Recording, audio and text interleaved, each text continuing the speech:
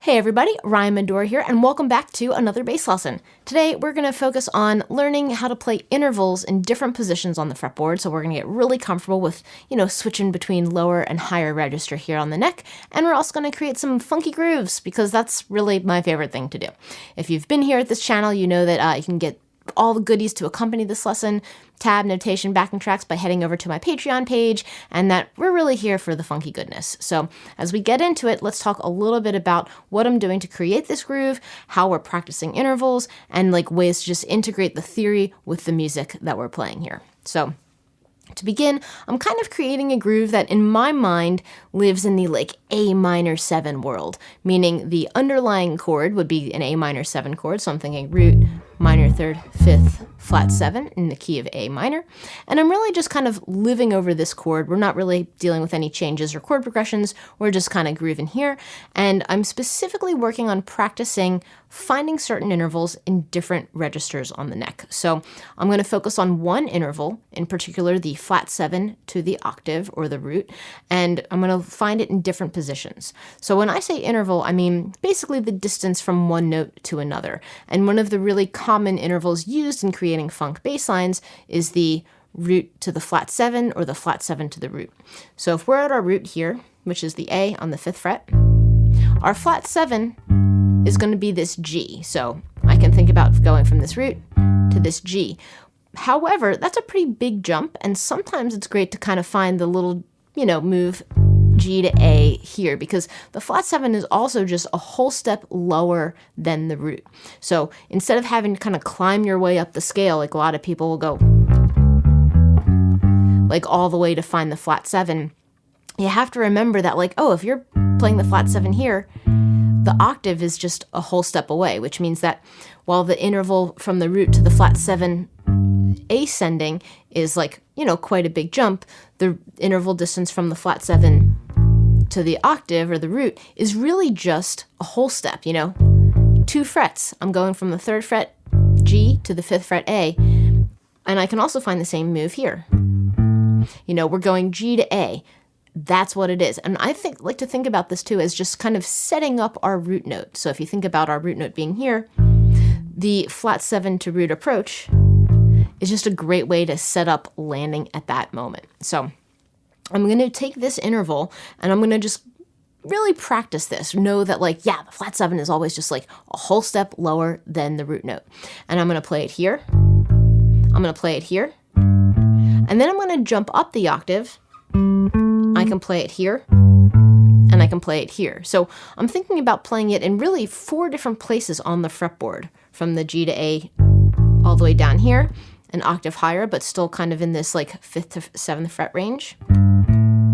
And then I'm going to find my A here at the 12th fret and find the flat 7 to the octave there, and then one move higher. So we have 4 different places.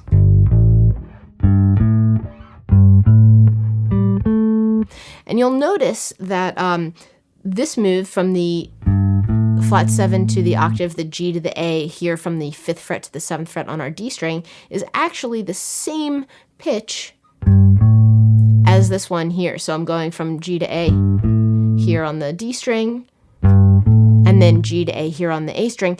That's the same octave. Those are living in the same place. So in reality, we can find this interval in 4 different locations, but with 3 different octaves. So location 1, location 2, location 3, location 4. But we have our lower octave, the medium, another medium, and then the high.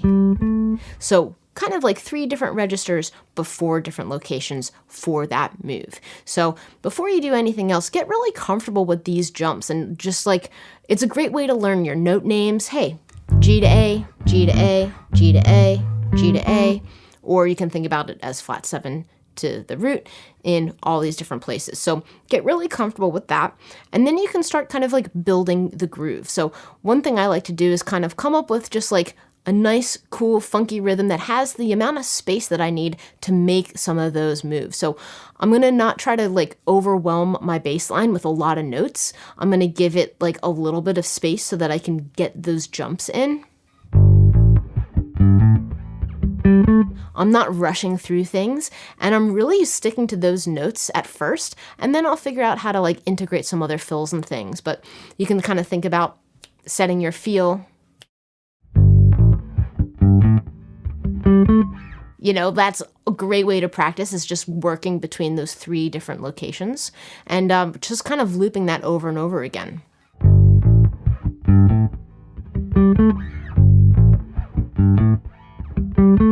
And you'll notice that one of the harder moves to do is going from this higher all the way back down. That's a pretty big jump. So whatever you do, I would say keep in mind the target on your fretboard. So I like to think that if I'm here, in my mind's eye, I'm already perceiving that I have to land here to set up this move. And I'm going to stick to having consistency with my fingering. I'm going to primarily use my index finger and my pinky, my rock and roll fingers, because that's going to give me consistency with finding these moves in different locations. And it's just like a nice way to kind of set your hand in a way that will kind of allow for the least amount of potential whoopsie-doos, as I like to say. So consistency with fingering, keeping that kind of like target in mind, where if you're up here, you're already thinking about where you have to land, and vice versa. If you're down here, you're thinking about having to land up top here. Those are really important things when you're working on learning your fretboard. And again, knowing your note names, knowing the interval that you're playing, and then realizing like, yeah, we can kind of use the notes of our minor pentatonic to fill this groove out a little bit. So I might also choose to play my minor pentatonic in 2 locations, where I'm going to play my flat 7 to the root, and then I'll find my minor 3rd, 4th, 5th, here's my flat 7 to root again.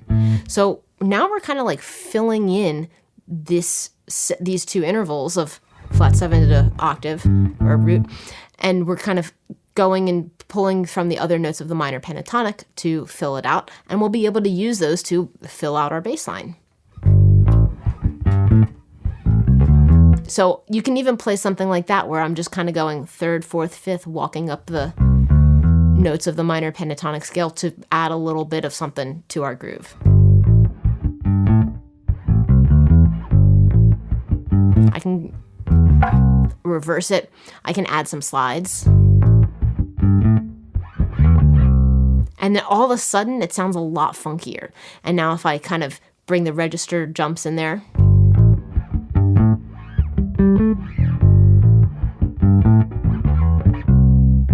you know, I can kind of play with the order in which I want to do it. I don't have to do exactly the same thing every time. I like to think that I can kind of alternate between doing something that has that really high register jump and then coming down and playing a little fill in the minor pentatonic space down here. And then if I want to, I can kind of flip that around and take advantage of some of my minor pentatonic notes that I can get up here in this position. So let's say I take myself up here.